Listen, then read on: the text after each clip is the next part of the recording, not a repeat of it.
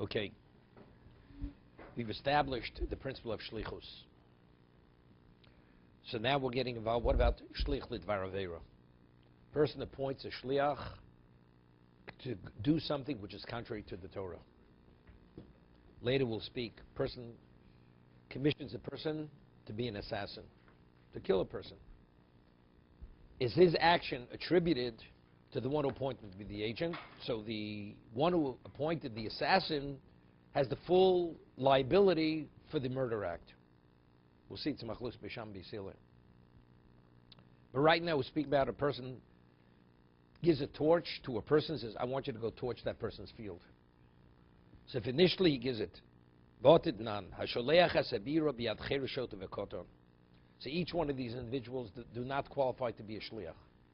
We discussed this earlier. Cotton cannot be a shliach because it says ish. So you have to be a person who's a deaf mute, he's not stable. Person who's a shota is not stable. They don't qualify to be, that's not considered ish. Potur. Because they don't qualify to be a shlich in any capacity, in any context. Potur b'dini odom, chai b'dini shamayim. He's liable, he's potur, he's absolved b'dini odom. He has no liability in court. He has no obligation of restitution. He cannot be bound in court. But on a heavenly level, it's something he has to make good. He has to do restitutions, like the Gemara says in Bava Kama. Groma b'nizoken potur, right? Groma. If the person causes damage through indirect cause, potur. What's potur mean? You're absolved. The court cannot convict you on it. Potur b'dini odom, chai b'dini shamayim. But dini shamayim, you have to do restitution. You have to make restitution. What about shileach biat pikeach?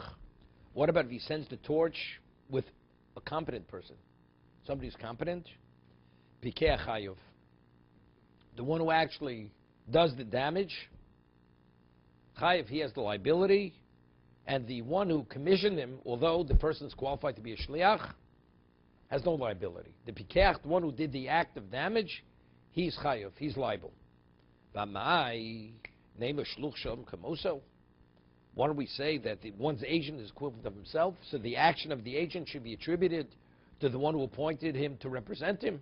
So since he told him, he appointed him to torch the field, to cause the damage, he should be held liable. And that more answers sets the principle. Shiny hosam. There it's different than shlich l'var aveira. Within the context of aveira, the laws of shlichus do not apply.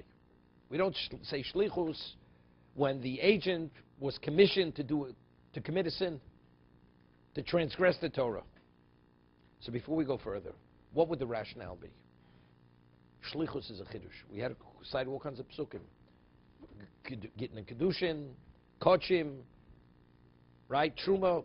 We have one couldn't learn from why not? Principal agencies. It's not so simple. It's a chiddush Torah. It's a novel concept that if I appoint an agent to be in my stead, he's the equivalent of me. His action is attributed to me, identifies with me. Marriage, divorce, shchitas pesach, whatever it may be. It's a novel concept. So we have a principle in halacha, ein l'cho b'elu chidusho. Right? It's a chiddush. Right? So if it's a chiddush, the chiddush is only to the degree. So all this is within a context of what's permitted. To extend it to a point where I commission somebody to transgress, to violate the Torah, that within that context it should be attributed to the one who commissions the agent, that's already going beyond.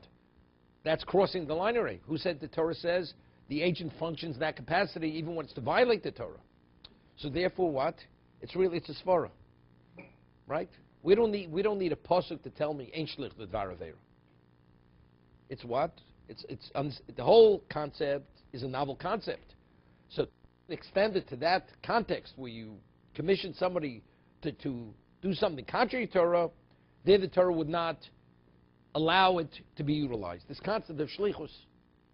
But why? Why?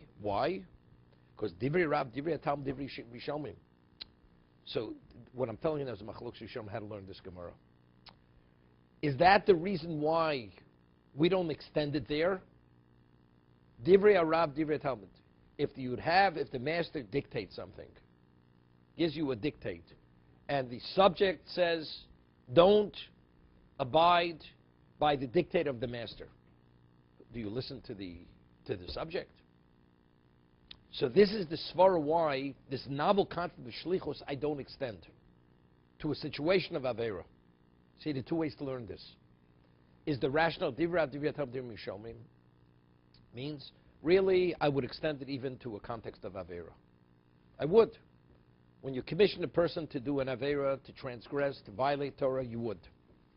But the one who commissions the agent could say, I never believed he would do it.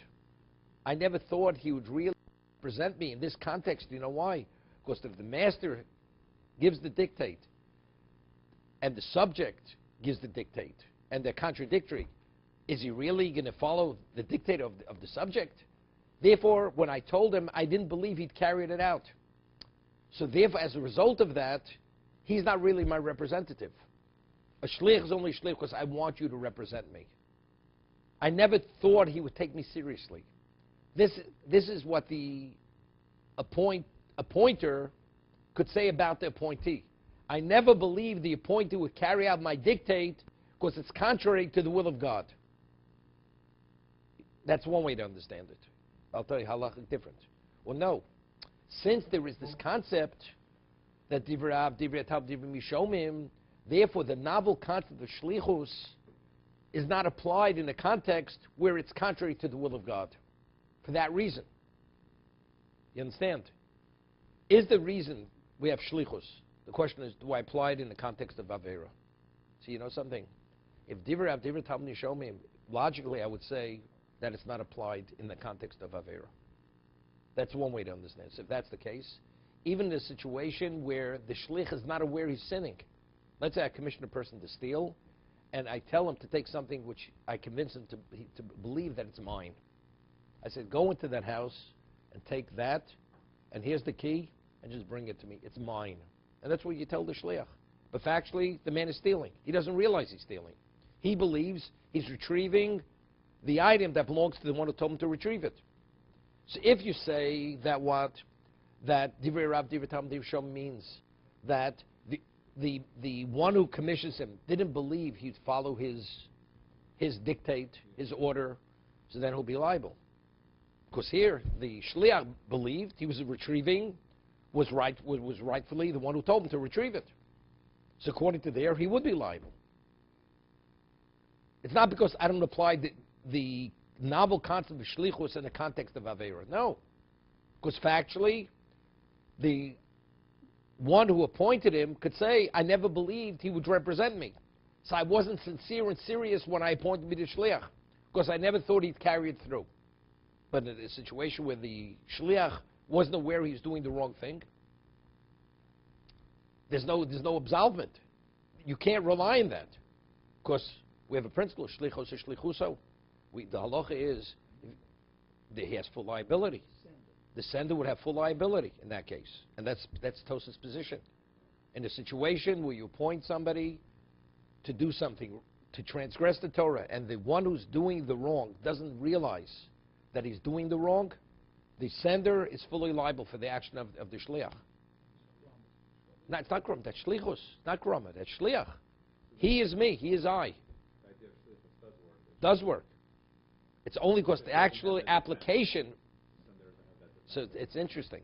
So therefore, the Sma says in Shulchan Aruch, the Sma, that if you have a person who's a mummer, person is an apostate.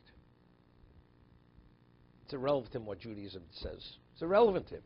And you say, I want you to go and do this for me.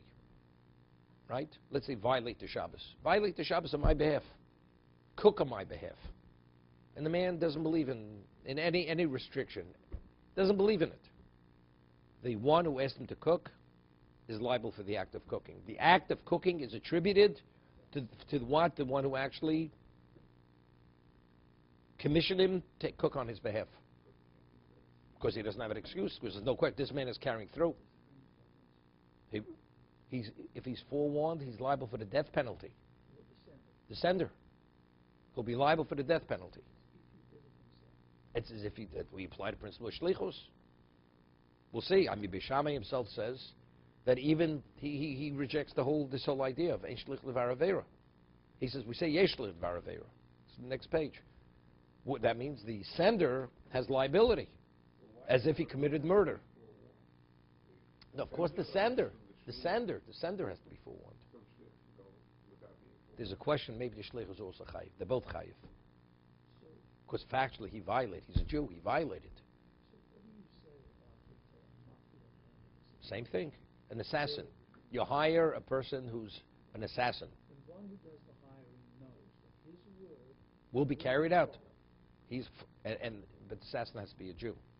Yeah, we're talking about All all Jews now. Jews, the one who appointed him, the sender, is fully liable. He's a murderer. And the assassin himself. Well, we'll see that from Rashi. Assassins also, because factually he committed murder. So He did the act. there's only one person. No, you could have two people. Two people. Because whenever you had, like in Shabbos, you had two people. No, that's because that has to do with the physicality of the action. Factually, two people took this person's life. Right? Two. No. Halachically, one. One in the halachic context, the other one in the physical context. Physical context, one person. I understand. Okay, we'll discuss this later. But so if you understand what the Gemara presents the rationale, Divrei Arav, Divrei Talmud, if the master dictates and the subject dictates differently, do you follow the dictate of the master? Of the subject? Definitely not. So if you understand, that's why the appointer, the sender, could say, I never thought he would actually follow through, because in his mind, is he going to listen to me? Probably he won't. Well, no. We have a novel principle of shlichus. It's a novel concept. The Torah wouldn't have introduced shlichus with the psukim we cited before, kiddushin, truma, and kochim. We wouldn't say it on our own. When it says you have to tie the truma, it's you. When you have to marry, you have to divorce, it's you. You have to shchitas pesach, it's you. You can't commission it through a third party. So it's a novel concept. So the concept is within a permitted context. Now we're transgressing the Torah, right? But why would I say that? Because if God tells you to do something and the subject says differently, would it make sense God would want you to listen to the subject? Therefore, the novel concept, therefore we differentiate between a permitted context and a forbidden context. So if that's the case, even if you have a situation where the subject would listen, you'd listen to the subject, not to the master, it's irrelevant. Because we're only using that to say, in what context do I apply shlichus, the gzeres hakos of shlichus? Okay? Now, let's talk now. We're quoting, the Gemara is going to cite there are exceptions. There are exceptions. The next Gemara coming up. Now, we spoke about tofes l'balchov b'kshachav l'achrini. A person commissions a person to seize property, an asset, on behalf of a third party, and it's a detriment to others. Right? So everybody agrees, Zechiya we don't say. Unbeknown to the one you're representing, if you're doing it where it's a detriment to others, you cannot do that. You cannot do that. So we discussed the Machlokas, Rashi, and all the other Rishonim. What about if he directly appoints him to be his agent? I want you to seize property on my behalf. One of the creditors points a shliach. So according to Rashi, it's a valid seizure. The shliach representing the creditor, it's the equivalent of the creditor seizing. Tosas and all the other Rishonim argue. They say no. Because Zechiya and shlichus is one and the same. So let's understand. So what is the rationale of that? What's the rationale chav lachrini doesn't work? Because if it's a detriment to anyone, you cannot, which shlichus is a novel concept. It's a novel concept. And all the contexts where we find shlichus, it doesn't have the element of chav lachrini. Right? That's the rationale, right?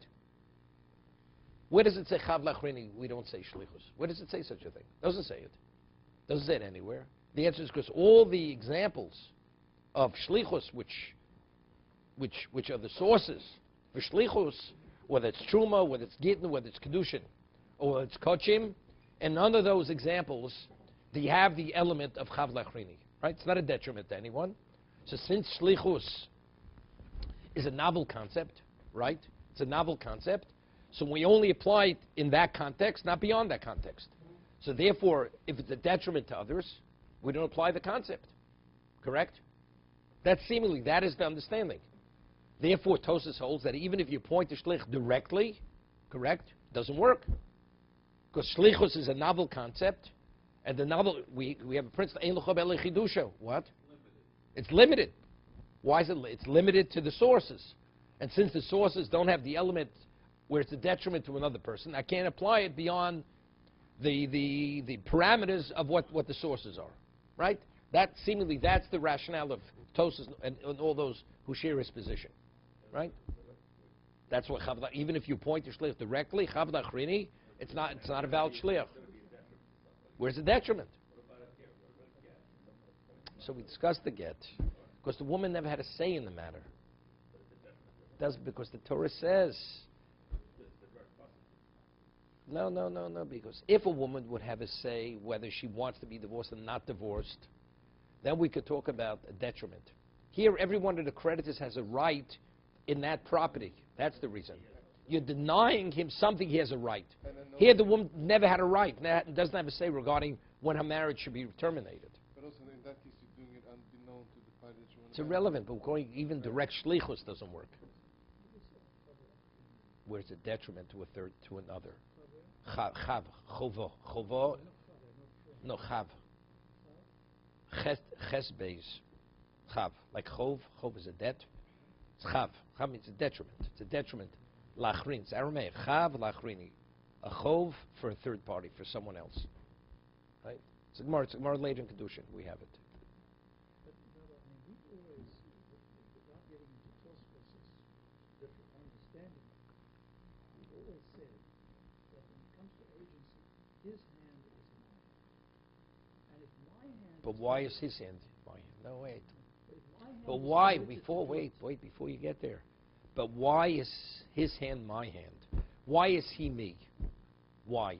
Because Torah says he's you. But if the Torah says in the context of detriment, he's not you. You could do it. But to use this novel principle concept of shlichus, in that context, we don't say it. That's going much further. I understand if the Torah says, if you are not permitted to do the act yourself. Okay? No, that's Aveira. So that's why it's a kolshkein. If chav lachrini, we don't apply the principle. So by Aveira, do you have to, is it even a consideration? It's a kal v'chomer. So that's the difficulty. The Gemara is going to start discussing now. Why don't we say it? Chav lachrini, we don't say divrei av, divrei tam, divrei bishomim. We need no rationale, correct? And we say the principle of what? Of shlich. We don't say the principle of shlichus, right? We don't say divrei av, divrei tam, divrei bishomim, seizing a debt on behalf of a creditor. So what do I have to even introduce this rationale? Divrei av, divrei tam, divrei bishomim? No, it's a Gemara here. These are Rishonim. These are commentators. I'm asking, according to Tosas, what do I need the rationale? Divrei av, divrei talmud, divrei shomim. It's understood not. If where this principle is not applied, we don't apply it. So it's a question where in the context of Aveira. Again, that's exactly what I'm saying. See, according to Rashi, where even when it's chav lachrini, you can. So we see that it's not identical to the source, yet we go beyond. So maybe even in the context of Aveira, I should say it, right? Apply the principle of shlichus. No, we have a concept, and that concept tells me definitely not. So the question I had to learn the concept: is it because the commissioner, the one who commissions the agent, could say, "I never thought he would carry it out"? So really, I'm also extending it there. I am going there. Right? According to Rashi, you could say you are going there. It's only because the appointer, the sender, could say, I never thought he'd carry it out. No. According to Rashi, there's no kal v'chomer.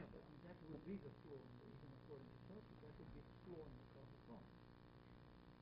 Because when I'm telling somebody to do an action that is permitted to me, that's one thing, but telling him not to do an action that's not permitted to me.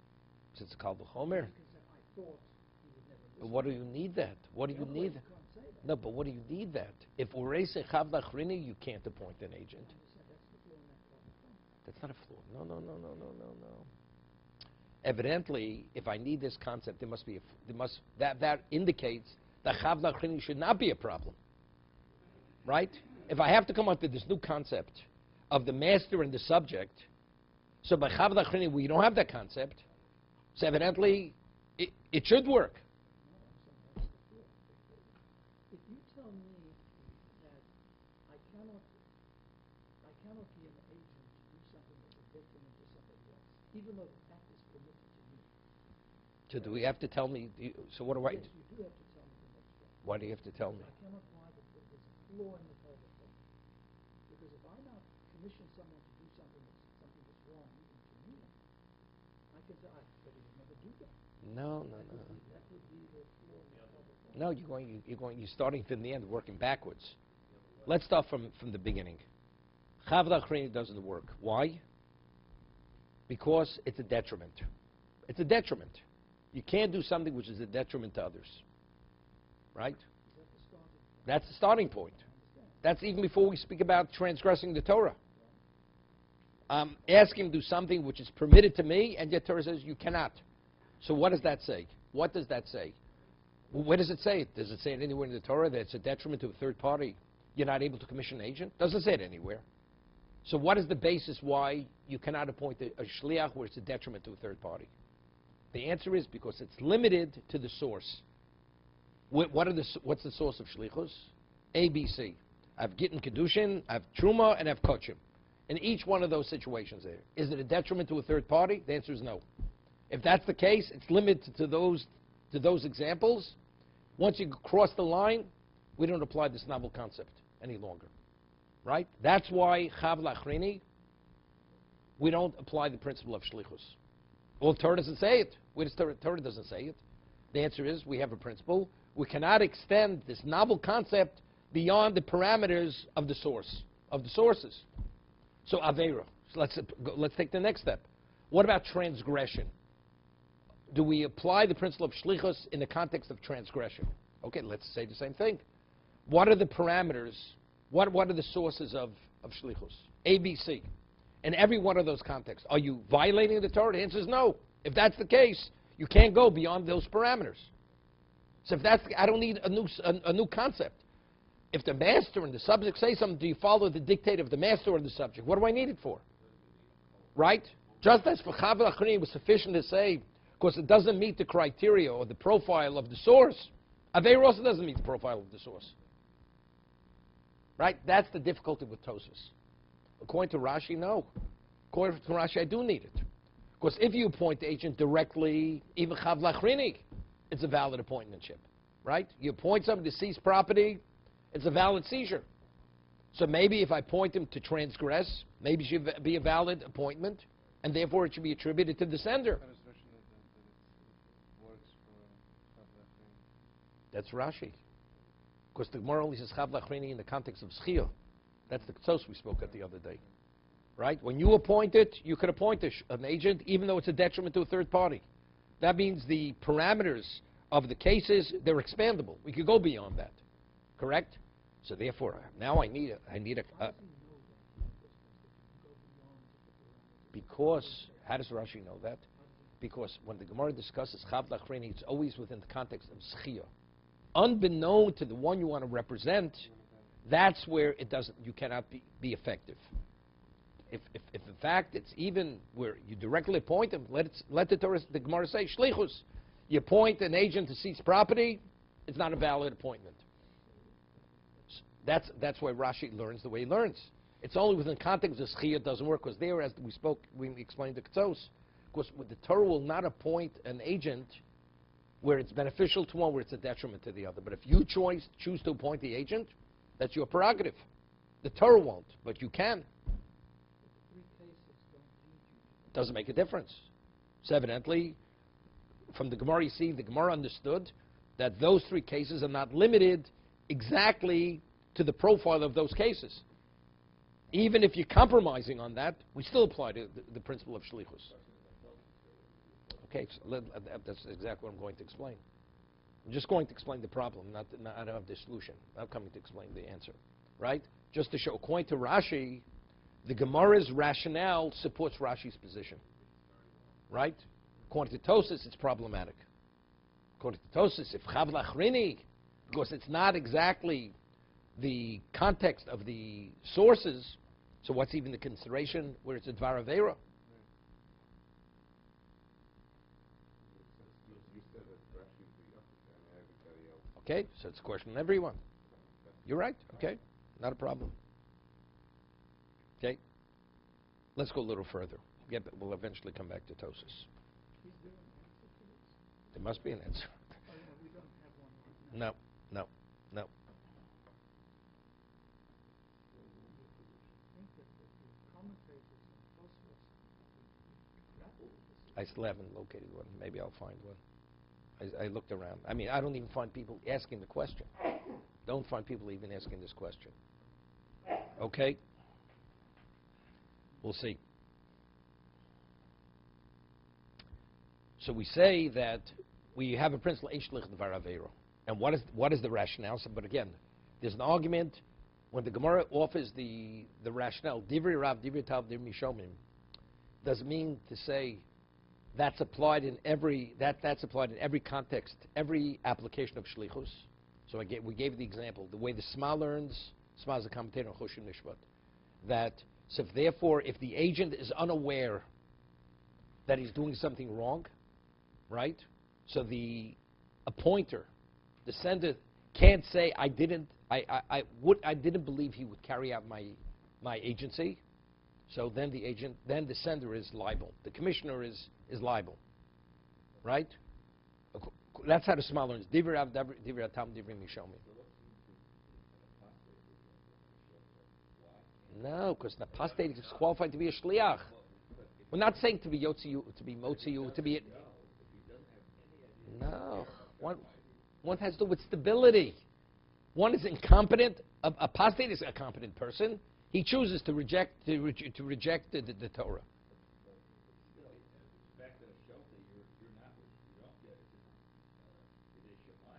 No. What links the agent to the one who appoints him to be the agent? You are my shaliach. Torah says a person is incompetent cannot be your shaliach. Incompetency is you're not my representative. Because are you me? You're not me. Shliach Shalom Kamoso. You are the equivalent of me because you conform with all the criteria to be a shliach. Can I ask you a question? We say Ein Shlich Shlakum. A non-Jew is not qualified to be an agent. You tell an agent, go torch somebody's field. A non-Jew. Are you liable? The non-Jew is fully competent. Right? Competent, rational, capable. Right? Because he's not qualified to be a shliach. He cannot be your agent. Agency is a concept which Torah introduces. To function in that capacity, you have to meet certain criteria. Not being a Jew, you're not meeting the criteria. Therefore, you're not my representative. Right?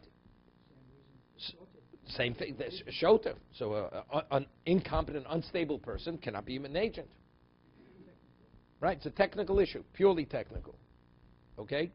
So the Sma is basically saying that someone could be in Basin and to have this is their defense and it's not provable one way or the other. Meaning someone say, I didn't believe he was going to do it, and then he's just off it up. The person that's But it has to be a reality. He's not going to do it. But let's say he's a shogeg. Let's say the agent is a shogeg. He's not aware that he's not permitted to do it. Like, so he still has a defense. I didn't think he was really going to do it. No. It's an Avera, right? No. He doesn't realize he's doing an Avera. I send you to take the Gemara Bava Kama. You tell the Kohen, retrieve a sheep from that flock, which will be the pigeon for my Petach Hamor. That's what you tell the Kohen. Go take the sheep, right? And that will redeem my donkey that's a firstborn. Right? And he believes it's his flock. The Kohen believes it's the flock of the one who's sending him. So he's representing him to take the sheep. So according to Tosas, The sender is liable. He's a thief. And the sender can't just say, well, I didn't really think you needed getting that. No, he did it. Clearly, he did not know. He believed. He convinced him that's my flock. That's my flock of sheep. So if the only reason is because he didn't believe he would follow his order, his dictate, why would he not follow it? There's the shlichus.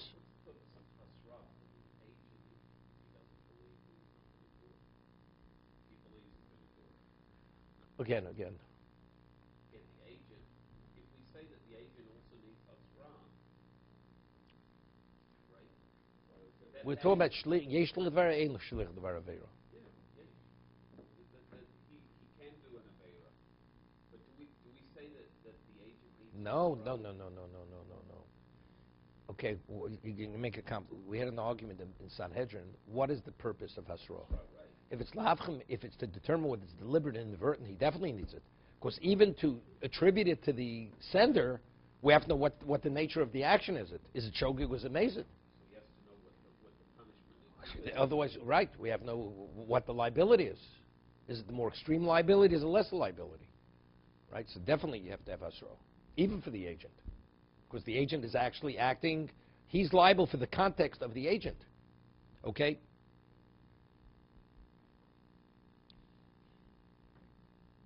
Can you just quickly summarize the three sources for shlichus? You mentioned the Kohen, Truma. No, we start off with get. It says v'shilcha. He will send her off. That means it doesn't say v'giresh. He divorces her. He sends her. That means sending indicates even through an agent. A man could divorce his wife even if he sends the get through an agent. Indirect conduct. No, it's not from his hand to her hand. It applies indirectly. So the Gemara says, and what about marriage?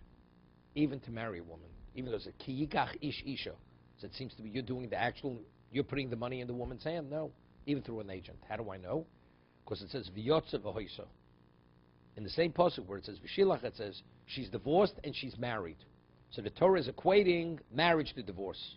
As you could divorce a woman, terminate a marriage through agency, you're able to marry a woman. That's one. Now we have truma. It says atem gam atem. Right? Not only could you tithe, the gam, which is superfluous, even your agent is able to. Then it says v'shochtu also kol kalas adas Yisrael. All Jews will slaughter the sheep. Could all Jews slaughter one sheep? It's not possible. The answer is multiple Jews appointed one shochet. He is their representative. It's the equivalent as if they're all slaughtering the sheep. This covers the full gamut of agency. Are there differences between these three? Yes, yeah, that's what one cannot be learned from the other. But if they have all three, this covers the full gamut. So you need it. You need all three. Not superfluous. Right. Well, you can learn from two. I'm not going back to all the details.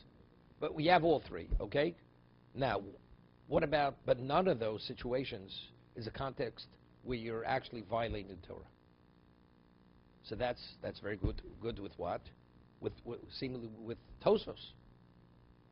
So just as it's not within the context you're violating the Torah, so therefore there is no basis to say shlichus, the laws of agency, in a context of Aveiro, but it also will say, even regarding Chav Lachrini, where it's a detriment. Every one of those instances, is it a detriment to anyone? The answer is no. And despite that, we don't say shlichus, right? That seemingly would be the way Tosas would learn. But then we have a problem. So what do we need the rationale of Divrei Rav, Divrei Talmud, Divrei Mishomim? We don't need the rationale, correct? What do we need it for? Because for the same reason why. Now, I was just thinking, an answer. David, so how do we answer it? Most of you shown him. There's a famous Mishnah Melech. The Mishnah Melech was a commentator, one of the primary commentators on Rambam, writes, interesting question. What about if I tell, the Gemara is going to say now, by Daled Vehei, we say, Yesh L'Ich Varavera. Person steals a sheep or an ox, Torah says he has to pay 4 and 5, correct? What happens, it says, but when does he pay 4 or 5? If he sells it or he slaughters it. It says, Utvacha umacharo. Right? If you slaughter it or you sell it to a third party, That's when you have the penalty of right, 4 and 5. So the Gemara says, if you slaughter it, seemingly means you slaughter it yourself. What about if you appoint an agent to slaughter it? So the Gemara says, based on the pasuk, we say yesh lidvar avera. We do. You can appoint an agent. In that if you appoint an agent, you have full liability, as if you slaughtered it yourself. Even if the agent knows. Even if the agent knows. Okay, we'll see. Okay, let's say even the agent knows. The agent doesn't make it. You have liability. If the agent doesn't know, so it's true all over, according to Tosfos. Even the agent know, yesh lidvar avera. Because either we learn from the O, it says tvacha O machoro. The O comes to include the agent, although it's a context of avera, or it says, just as mechiras through a third party, you can't sell something unless there's a third party involved. Identically, the slaughtering, even if it's done through a third party, you have liability. Right? Those are the two interpretations. Why we say yesh lidvar avera for dalet and hay, for tvachul mecharo. It's the Gemara. So Mishnah has a shayla. I tell a person to slaughter an animal, here, the stolen sheep, the stolen ox, and he chooses to slaughter it on Shabbos. I didn't tell him to slaughter on Shabbos. So the question is, if I didn't tell him to slaughter on Shabbos, he chooses to himself. So since the context of slaughtering is taking place on Shabbos, do I attribute his action to the one who appointed him to slaughter it? Right? Yes or no? You'd say, look, he's doing Avera. I didn't ask him to do it. So, since the slaughtering is Avera, immediately it's canceled, right? Because Shlich Avera is only regarding Dal Vehei, slaughtering, not to violate Shabbos. Right? Wait a minute. What about if I ask him to slaughter it on Shabbos? I ask him to slaughter it on Shabbos. Yes, both. Do you divide it? Right? For the slaughtering, you could be my agent. I'll have the liability of slaughtering, but not Shabbos. Right? Do you say it? All these are questions. What about the concept of two penalties or two transgressions occur simultaneously for one act? It's the most serious one that rules. You ignore the lighter one. No, it would be very good. So now No. all that we're dealing with here is the laws of violation of Shabbos. The theft and the damage. No, we're not talking about the one who actually did the slaughtering, that he should pay both. We're talking about to attribute the slaughtering to the one who sent him. The one who sent him definitely ain't shlich d'var avera. For Shabbos, he's not liable. So regarding the sender, I'm only dealing with one infraction, slaughtering the animal that was slaughtered. Regarding the slaughterer, of course he doesn't pay both, because I imposed the more severe penalty, right? Of course it is. He stole it already. Now he says, I want to slaughter it. I'm willing to pay my penalty. I need the animal. I'm hungry. I need the animal. Can I ask you a question? Person says, you're not permitted to go more than 50 miles an hour. I'll go 100. I understand they'll confiscate my license, but I'll do it anyway. Does that make it a permitted act? The guy who said, What are you talking about? You steal something. You're permitted to destroy the animal because you're hungry. How do you permit it? Of course you're not permitted to, right? There's a question in Rishonim, in Achronim, are you a damager or you're a thief? But I'm already a thief. No, you're a greater thief, because until now the item exists. By taking it out of existence, you're extending your act of thievery. The Torah prescribes the remedy. We will stop. Does that make a difference? We will.